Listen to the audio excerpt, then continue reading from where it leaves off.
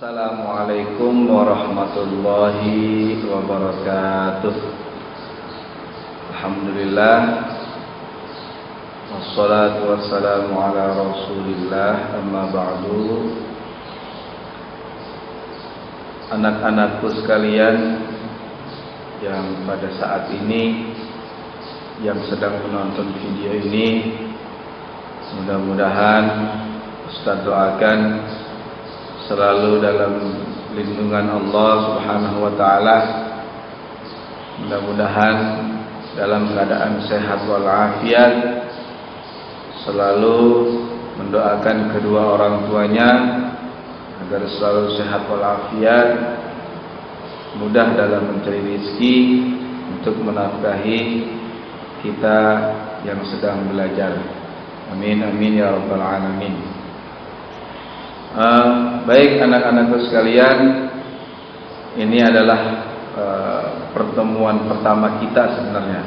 Oh, bukan pertemuan ya, ini adalah pembelajaran pertama di tahun ajaran 2020-2021. Sedih memang tidak bisa kita bertatap muka, karena memang kita terganjal oleh satu aturan yang dimana tahun ajaran baru ini untuk sekolah dasar yang menginduk ke dinas pendidikan tidak diperbolehkan untuk tatap muka di sekolah. Oleh karena itu Ustadz membuat video ini untuk menyampaikan materi pembelajaran, khususnya yaitu pelajaran PAPB, Pendidikan Agama dan Budi Pekerti, PABP, atau PAI, Pendidikan Agama Islam. Mudah-mudahan kalian bisa menyimak, kalian bisa memahami dari isi video ini, agar materi kita bisa tersampaikan, agar kalian juga bisa memahami. Nah, baik anak-anakku sekalian, untuk materi di tahun ajaran baru ini PAI, kalian buka di halaman 3 ya. Di halaman 3 itu materi yang pertama ialah tentang surah Al-Kafirun ya.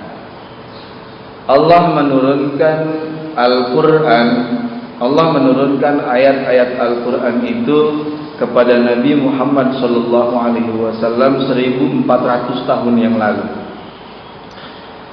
Surah yang pertama Allah turunkan yaitu surah Al-Alaq, surah Al-Alaq. Iqra bismi rabbikal ladzi khalaq.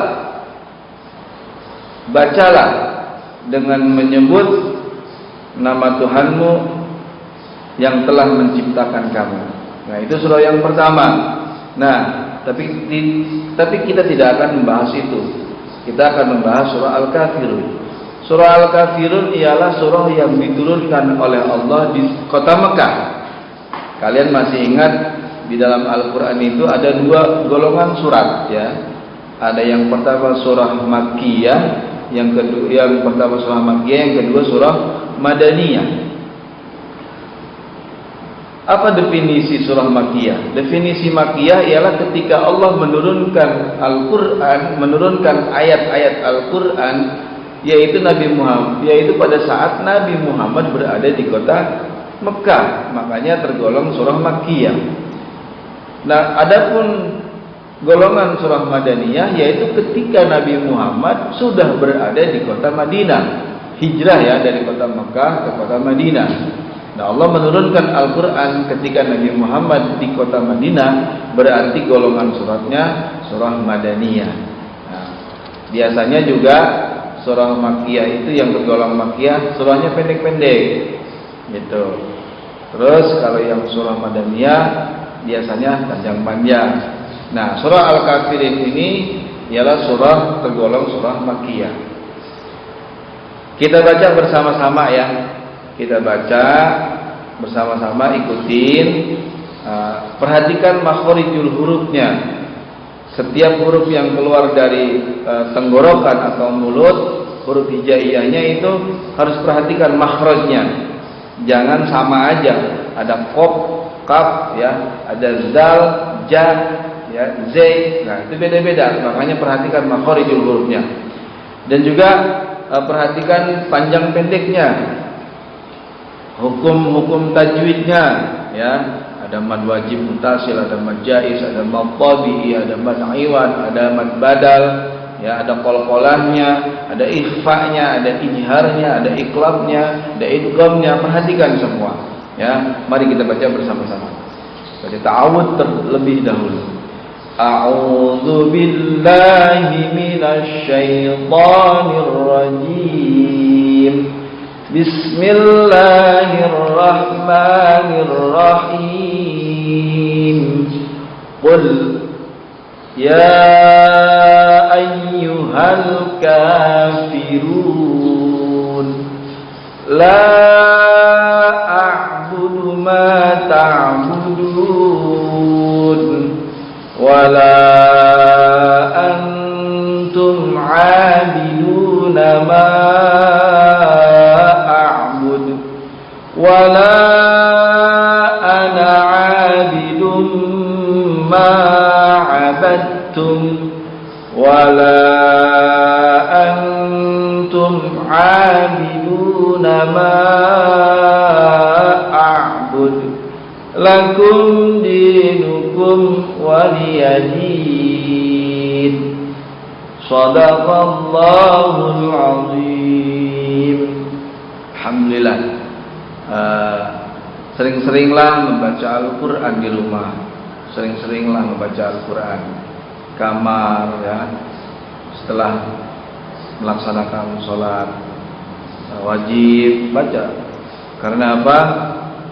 Allah mengatakan ketika kita membaca ayat Al-Quran satu huruf saja itu mendapatkan 10 kebaikan ya. Masih ingat pesan Ustaz waktu itu?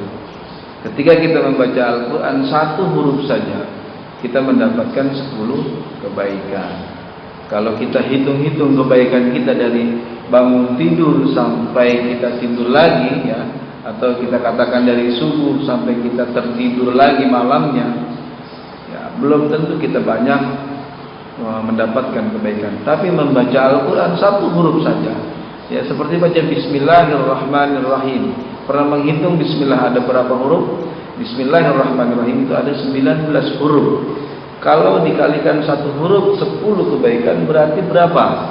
190 kebaikan yang kita dapatkan. Nah, oleh karena itu sering-seringlah membaca Al-Quran. Tapi jangan Bismillah doang ya. Baca satu ain ya. Nanti terus istiqomah. Baik. Isi kandungan dari surah Al-Kafirun ini kita akan bahas ya, sesuai dengan buku di sini. Qul ya ayyuhal kafirun. Katakanlah wahai Nabi Muhammad, wahai orang-orang yang kafir. Katakanlah Muhammad, wahai orang-orang yang kafir. Nah, orang kafir itu orang yang tidak menerima ajaran Allah. Orang yang belum menerima ajaran Allah pada waktu itu ketika Nabi Muhammad berdakwah. Tapi ketika sudah menerima ajaran Nabi Muhammad, memeluk agama Islam, disebut orang muslim. Jadi kata kafir ini memang ada dalam Al-Quran. Jangan diganti dengan Qul ya ayyuhal non muslim. Ya, memang ada itu kemarin seperti itu. Tapi kafir ini memang sudah ada 1400 tahun yang lalu. Bahkan kata kafir ini memang sudah ada ketika Allah menciptakan segalanya. Ya, di Lauhil Mahfuz Allah sudah mencatat Qul ya ayyuhal kafir. Sebelum diturunkan kepada Nabi Muhammad, kata kafir itu memang sudah ada sebelum semuanya ada. Ya. Katakanlah Muhammad, wahai orang-orang yang kafir. Jadi gitu. Ayat kedua, la a'budu ma ta'budun. Apa artinya? Kata Nabi Muhammad, aku tidak akan, janganlah kamu sembah apa yang aku sembah. Aku tidak akan menyembah apa yang kamu sembah. Maaf, agak kedor sedikit. La a'budu ma ta'budun. Aku tidak akan menyembah apa yang kamu sembah. Itu Nabi Muhammad ngomong, bicara seperti itu kepada orang-orang kafir. aku tidak akan menyembah apa yang kamu sembah. Nabi Muhammad tentunya menyembah Allah, ya. Tapi orang-orang kafir sesuai dengan sejarah yang kita tahu, di keliling kota Mekah haji itu, di keliling Ka'bah, dulunya sebelum Nabi Muhammad sukses berdakwah, ya, itu dikelilingi Ka'bah itu ada patung atau berhala bahasa sananya. Itu disembah oleh mereka. Ya, ketika ajaran atau syariat Islam, Nabi Muhammad mendapatkan wahyu untuk menyembah Allah. Nabi Muhammad menyembah Allah, orang-orang kafir menyembah berhala. Kata Nabi Muhammad, aku tidak akan menyembah apa yang kamu sembah. Lanjutnya ayat ketiga, wala antum abiduna ma a'bud. Sebaliknya juga, dan kamu, ya, bukan penyembah apa yang aku sembah. Dan kamu tidak menyembah, jangan menyembah apa yang aku sembah. Masing-masing, ya, Tuhanmu adalah Tuhanmu, Tuhanku adalah Tuhanku. Seperti itu. Dilanjutkan ayat keempat, wala antum abid wala ana abidum ma abadtum. Dan aku pun tidak akan pernah menjadi penyembah apa yang. Dilanjutkan ayat kelima. Nah, ayat kelima ini sama dengan ayat ketiga, ya. Wala antum abiduna ma a'bud. Dan kamu pun bukan penyembah, bukan menyembah apa yang aku sembah. Nah, jadi gitu. Lakum dinukum waliyadin. Untukmu agamamu dan untukku agamaku. Nah, di sini jelas, ya, dari 1400 tahun yang lalu, inilah toleransi dalam beragama. Jadi Nabi Muhammad itu lemah lembut sebenarnya. Ini jelas tertulis dalam surah Al-Kafirun. Jadi ketika Nabi Muhammad menyembah Allah dan orang-orang kafir menyembah berhala, ya udah masing-masing ketika itu, ya. Jangan saling jahat. Jangan saling mengejek. Inilah adalah ultimatum dari Allah melalui Nabi Muhammad yang dirangkum dalam surah Al-Kafirun. Jadi agamamu adalah agamamu, agamaku adalah agamaku. Nah, dalam hal beragama, dalam hal menyembah, kita tidak boleh ikut-ikutan. Contoh, kalau misalkan kalian punya tetangga yang beragama selain agama Islam, contoh agama yang diakui di Indonesia itu ada agama Kristen, agama Buddha, agama Hindu, agama Konghucu, ya, agama Islam. Ketika ada teman kalian yang mau beribadah, contoh orang Kristen yang kita tahu ibadahnya itu setiap hari Minggu ke gereja. Lalu tiba-tiba teman kamu itu namanya tetangga ngomong sama kamu, ikut yuk ke gereja, ikut sama saya kita ibadah. Nah, di sini dalam hal ibadah kita tidak ada toleransi. Jangan ikut-ikutan dalam hal ibadah. Tapi ketika hal muamalah itu bergaul, ya silahkan bertransaksi, berjual beli dengan orang-orang non muslim, orang-orang kafir, itu boleh. Tapi kalau hal ibadah jangan ikut-ikutan, ya. Kalau berdakwah silahkan berdakwah, tapi dengan lemah lembut. Ingat, Nabi Muhammad itu dakwahnya sangat lemah lembut. Kita tahu cerita tentang Nabi Muhammad banyak, kisah-kisahnya tentang dakwahnya yang sangat santun, lemah lembut. Isi kandungan dari surah Al-Kafirun ialah kita sebagai orang muslim berdakwah memang perlu, tapi berdakwahlah dengan santun, berdakwahlah dengan sopan, jangan berdakwah dengan kekerasan, nggak boleh, ya. Baik, itu saja mungkin yang bisa saya sampaikan. Mohon maaf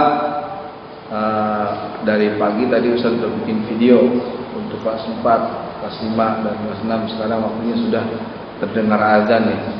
Ya.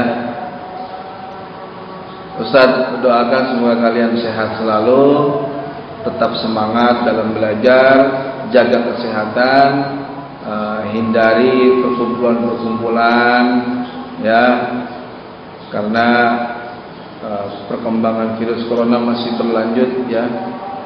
Kita nggak tahu sampai kapan. Mudah-mudahan wabah pandemi COVID-19 ini segera berakhir agar kita bisa bertatap muka kembali, ya. Guru-guru yang lain juga bisa bertatap muka. Siswa datang lagi ke sekolah. Kita melakukan kegiatan pembelajaran, kegiatan pembiasaan ibadah, sholat duha, tadarus, semua di sekolah. Ya, sudah hampir mau 4 bulan, 5 bulanan kita tidak tatap muka. Kita memohon kepada Allah, kita baca surah Fatihah bersama-sama agar virus corona ini segera berakhir, ya, agar kita bisa hidup normal kembali. Ala hadhihi niyyah al-Fatihah. A'udzu billahi minasyaitonir rajim. Bismillahirrahmanirrahim. Alhamdulillahirabbil alamin arrahmanir rahim maliki yaumiddin. Iyyaka na'budu wa iyyaka nasta'in. Ihdinas siratal mustaqim. Shiratal ladzina an'amta 'alaihim ghairil maghdubi 'alaihim waladdallin. Amin. Cukup dari Ustaz. Semoga video ini bisa dipahami materi tentang surah Al-Kafirun. Billahi taufiq wal hidayah. Wassalamualaikum warahmatullahi wabarakatuh.